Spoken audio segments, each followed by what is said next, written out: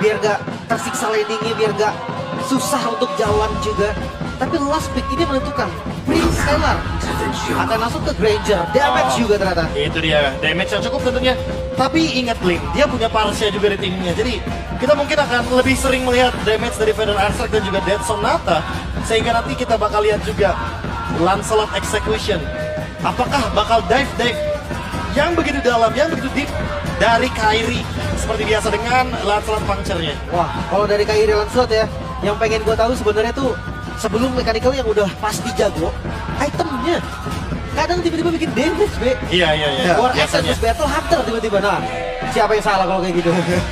Apa itu brute force? Gak ada, tapi ya itu situasi ya. Situasional. Gak selalu. Lagian kalau juga lagi unggul ya mereka bisa melakukan hal itu. Tapi memasuki game yang kedua, match point sudah berada di tangan Onyx. Akankah Navi bisa membalaskan kekalahan mereka di game pertama? So, FPL Arena, mana semangatnya?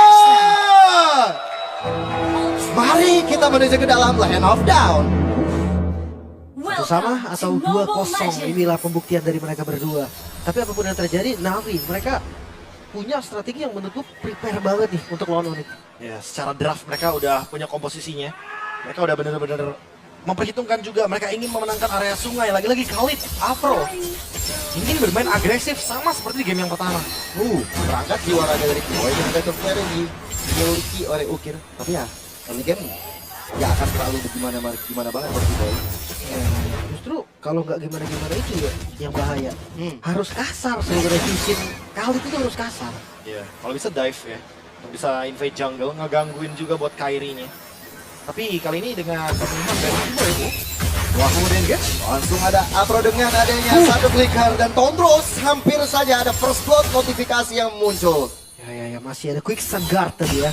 Untungnya regennya lumayan kenceng pas karat ya. Makanya naiknya lumayan banyak dan selamat dari Tondrosnya Kairi. tapi flickernya yang mungkin nggak bisa diselamatkan nih. Sehingga di turtle 1 otomatis Afro harus lebih berhati-hati dan menjaga posisinya.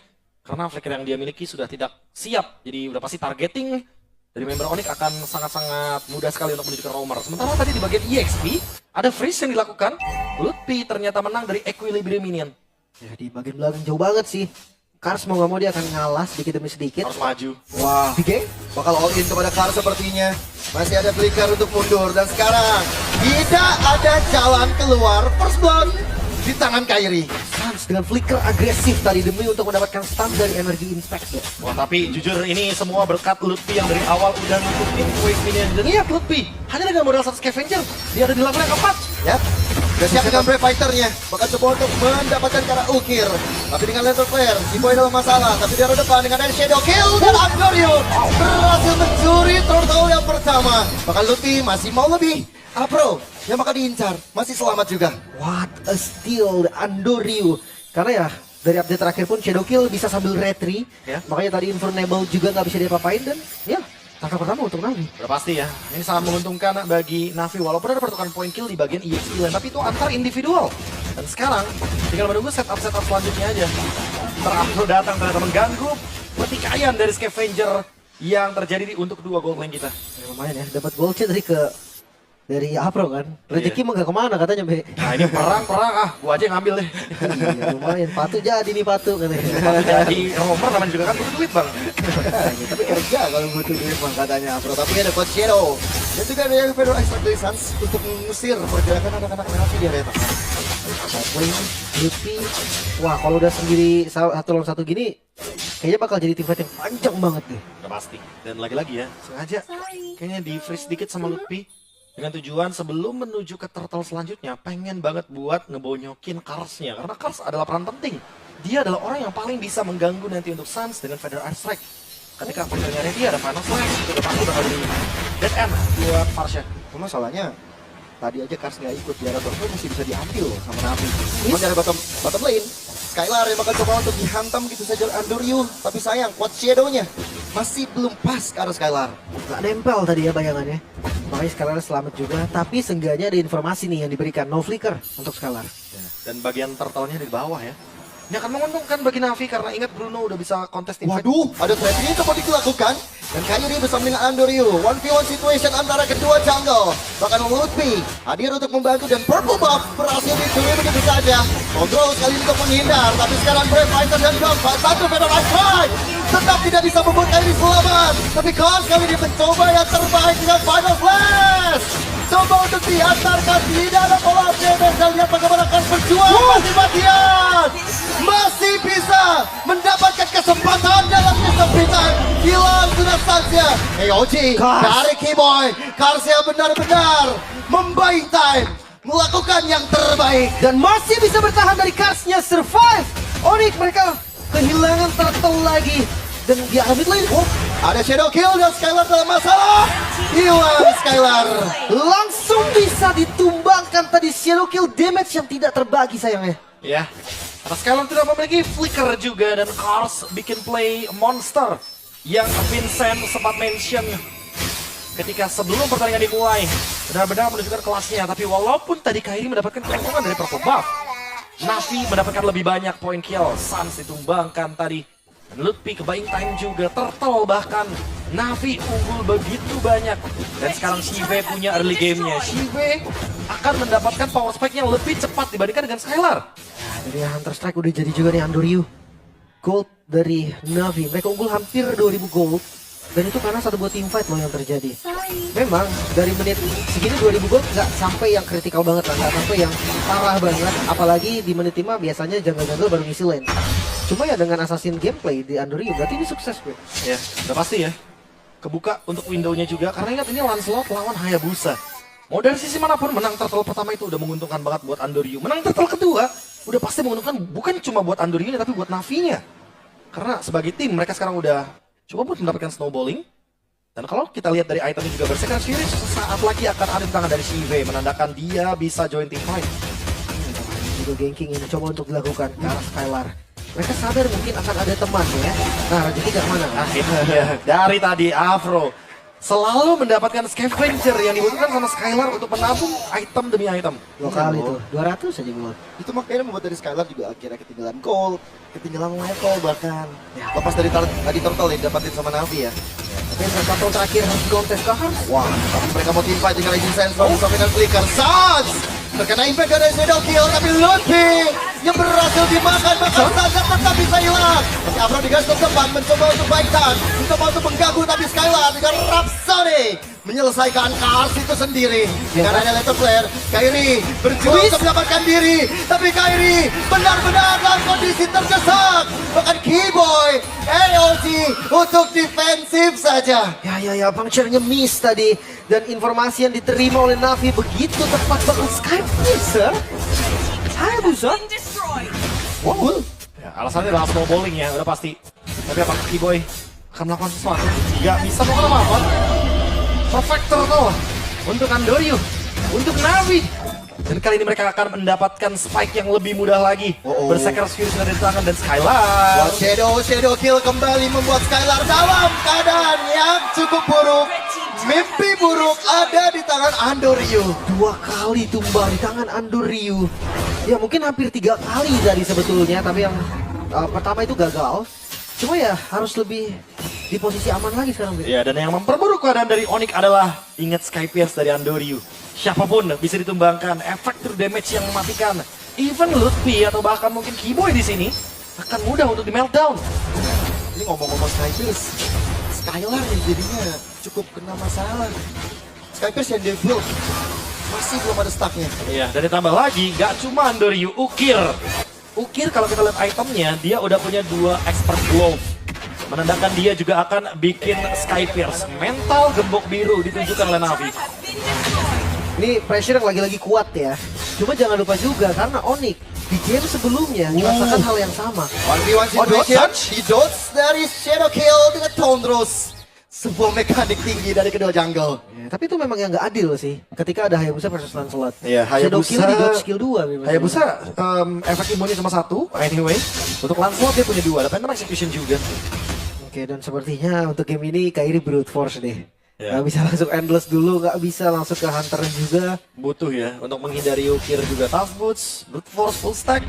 Tentu akan menghindari pergerakan dari Zuxin yang sangat annoying sekali. Itu ya juga Skypierce.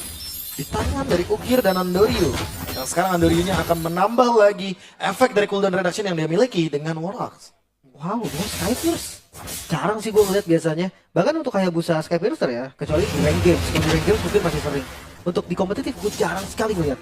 Dia pengen manfaatin snowballing early game-nya. 4000 gold lead ini udah berasa sih, Lin. Dan ini dia tekanan yang aku maksud dari Navi. Sekarang mereka udah mulai menunjukkannya. Ya, dengan Lord yang pertama yang hadir.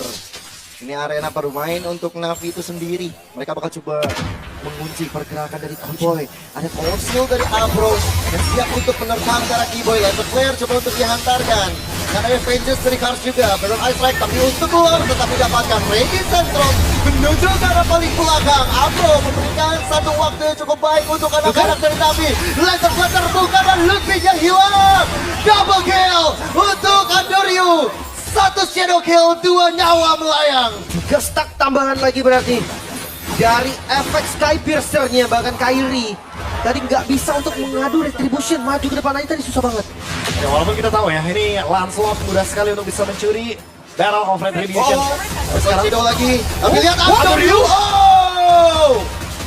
Terkena satu stun yang begitu berbahaya. Hilang sudah nyawanya. Tidak semudah itu Andoryu. Masih ada Sans yang langsung dengan energi impact-nya memberhentikan pergerakan dari Andoryu, dan momen seperti ini yang bisa bikin momentum patah. Ditambah Andoryu tidak memiliki shadow kill tadi. Iya. Dia loncat dengan Quad Shadow. Lagi nggak siap untuk shadow kill-nya. Dia mungkin expect bakal hilang 2 di sana dengan shadow kill yang cukup. Tapi karena tidak ada ultimate dari Hayabusa, otomatis terkena Curse of Claw, terkena energy impact. Udah pasti bakal menjadi dead end untuk Andoryu dan shutdown. Dan ingat juga bahwa Skypierce-nya akan berkurang dari efek stack-nya. Ya, Mungkin tadi karena ini sih, dari cooldown Shadow Kill mungkin 1-2 detik lagi yang dari kalkulasinya Andoryu tuh sempat untuk dibuka, tapi ternyata enggak. Tadi lebih sih, lebih dari 6-7 detik bahkan. Jadi Andoryu tumbang, baru ada logo ultimate-nya yang sekitar Greedy? 4 detikan ya, baru ready. Adrenaline Greedy, ya adrenaline rush mungkin, miskalkulasi. Cukup fatal kalau itu adalah miskalkulasi. mahal jadinya. Dan gold yang tadi dipegang sama Navi cukup tinggi ya, lumayan jadi merusuk. Jadi ya walaupun masih bisa dipegang oleh Navi itu sendiri ya. Cuma sekarang konsil di arah belakang, flanking menuju ke arah Skylar, dan Skylar dalam masalah yang cukup besar. Masih ada WWN yang mencoba untuk membalut tubuhnya, tapi tidak dalam waktu yang lama. Hilang sudah Skylar untuk kali ketiga. Maka dari Navi siap untuk menggempur di arah depan. Masih ada Brave Fighter dari Luffy itu sendiri, dan Onyx kehilangan satu membernya. Ini dia next level mechanical Hayabusa. Quad Shadow yang nempel itu gak digunakan, Be. Ya. Hanya untuk finishing. Hanya untuk finishing, dan tadi ada Wind of Nature juga yang nge-trigger terlalu banyak resource dari Skylar yang dikeluarkan. Tapi kalau Bagaimana Keyboy bisa menyelamatkan diri? Sulit dan Shadow Kill kembali dikombinasikan dengan Skyface. Andoryu mencoba untuk lebih bandel lagi menuju ke arah Kairi. Skylar kembali ke lane of down, kali ini mampukah Onyx melakukan defense dari 5 member Navi. Mereka gak mundur sama sekali. Mereka kasih pressure di depan. wow, Navi. Mereka unggul 6.000 gold. Mereka tidak sedikit pun menurunkan tempo, dan Malefic Roar adalah item yang selanjutnya dimiliki sama Andoryu. Akan bisa untuk menumbangkan lini depan dan bahkan lini belakang sekaligus. Lord Spawn udah pasti bakal jadi free harusnya. Sekali aja Onyx maju udah pasti bakal dimakan sama member dari Navi. Ini maju sama sendirian. Gimana gak ada tekan, dan Lord jatuh ke tangan Navi. Lord yang kedua bisa jadi Lord yang berbahaya juga. Udah gak ada holy defense. Gak ada pasif dari Tarot. So best Tarot akan jadi incaran. Oke, dengan keunggulan yang cukup jauh ya, 7.000 gold. Itemnya sendiri Bruno ini udah harus diajak main sih sekarang. Ya. Karena mau dari sisi manapun ini harus main 5v5. Dan emang Onyx untuk ngomongin defense, mereka hanya mengandalkan dari Sans yang tadi Lim bilang. Untuk beranjak ke high ground ini berbahaya juga Andoryu. Aman. Aman. Kayaknya dari keduanya tahu sih. Gak Tahu bagus harusnya. nih kalau tempur di sini gak bagus. Iya.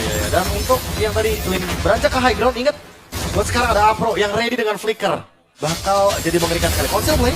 Ya, lagi dan lagi mencoba untuk mengejar dari samping. Lutfi menjaga dengan ada Brave Fighter, tapi base turret di arah tengah sepertinya nggak bisa ketolong lagi. Kairi berjuang mati-matian untuk nge-clear semuanya, terutama di arah bottom lane, dan Lordnya masih aman lagi. Sebagus itu loh defensive dari Onyx. Tapi ya, Bestaro tetap hilang. Gak bisa dipungkiri, serangan dari Navi mungkin gak berhenti di sini. Midnya mulai hadir, minion dari bawah pun mulai hadir. Let's see, mampukah Onyx bertahan? Yap. Apro, zoning banget. Menurut Iceberg coba untuk diantarkan. Kars dengan final test menuju ke arah Lutfi. Tondro dihadirkan dari Kairi. Mencoba untuk dapatkan Asife, tapi Kars gak selamat dengan ada Rhapsody dan Sonata. Shadow Kill damage terbagi. Ukir bakal coba untuk dikejar oleh Keyboy pula. EOG diantarkan, berhasil mengusir bodoh, tapi Andorio dia tahu, dia paham, dia mendapatkan sans. Kill yang begitu mahal tadi. Watch Shadow menempel, damage yang terlalu over, Sans gak bisa bertahan. Bahkan lihat bawahnya pun, Bestart hampir hancur. Oh, Andorio. Oh, kembali Andorio. Solo kill. Sesama jungle, Kairi hilang. Wow, another solo kill. Andoriu sudah memperlihatkan kelasnya dan dia memperhitungkan juga Tondrosnya sudah digunakan. Random execution-nya nggak ready, langsung saja Kairinya di shutdown. Tapi hati-hati loh, damage-nya memang sakit, cuma gak ada badan ya. Salah sedikit kejadiannya bakal kayak tadi. Kena stun, langsung hilang. Dan lihat, Ukir juga standby di bottom lane. Duo PH ini betul-betul memberikan pressure dan memberikan warna baru. Sehingga Navi unggul dari Onyx 8.500 gold. Wah, sangat menjawab si 2 PH ini. Tapi aku suka dengan Apro sih. Dari tadi dia tahu dong zoning out-nya, dia masuk di celah yang dimana mungkin bisa bilang blind spot bagi Onyx. Dan itu mengejutkan untuk anak-anak Onyx. Ya, kayak mereka nggak siap dan nggak expect mungkin dengan inisiasi tersebut. Tapi balik lagi, Afro sekarang udah punya immortality. Jadi makin sulit juga bagi Onyx menghancurkan lini depannya kecuali Navi terpisah seperti di game yang pertama. Sekarang Lord kembali muncul ke Land of Dawn. Tapi ini pertama kali gue lihat Onyx ketinggalan gold sejauh ini loh. Sejauh ini. 8.000 gold. Bahkan kemarin lawan Air pun mereka nggak sampai 8.000 ya. Ya. Langsung di close game soalnya. Oh, Kairinya Queen Swing. Kita tahu ini item anti burst karena dia ingin menghindari Andoriu lagi. Karena ini front defensif dilakukan oleh Apro. Inilah momentum balasan, inilah sinyal untuk Onyx. Bahkan dengan konsel yang digunakan tadi, hampir saja membuat dari Apro terkena impact agresif dari Onyx. Reset lagi Lordnya. Mereka sama-sama tahu nggak boleh buru-buru. Tapi Andoriu. Wacedo yang nggak kena. Masih bisa mundur lagi dan Lord Dance akan terjadi. Ya, mereka bakal coba untuk setup sih dari Navi. Mereka bakal coba untuk kasih info. Ars dan juga Apro ini yang bakal menjadi dua tumpuan di depan. Mereka nggak bisa lihat visionnya bahkan di Lord yang udah sekarang. Ya, Lutfi yang mungkin digaris tutupan, tapi untuk Andorio langsung mendapatkan dari Lordnya. EOG defensif digagalkan dan Keyboy gak selamat lagi di tangan Navi.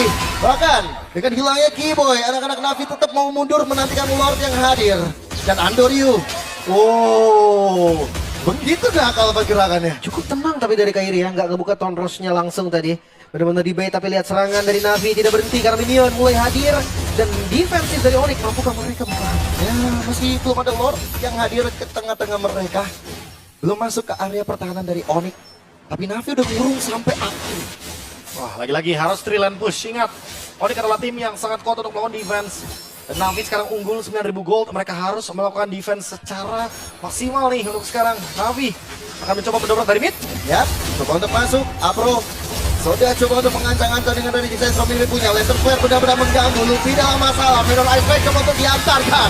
Tapi Final Flash membuat dari Luffy yang hilang di tangan. Hadirnya Ukir. Tapi lihat bagaimana Keyboy. Bisa. Tapi best turret. Navi mengukir sesuatu yang benar-benar berbahaya di game yang kedua. Satu sama Navi mulai mengejar kali ini Onyx. Mendapatkan kekalahan game yang kedua Andoriu. Satu sosok yang bisa menerkam di game yang kedua. Gila sih. Benar-benar agresivitas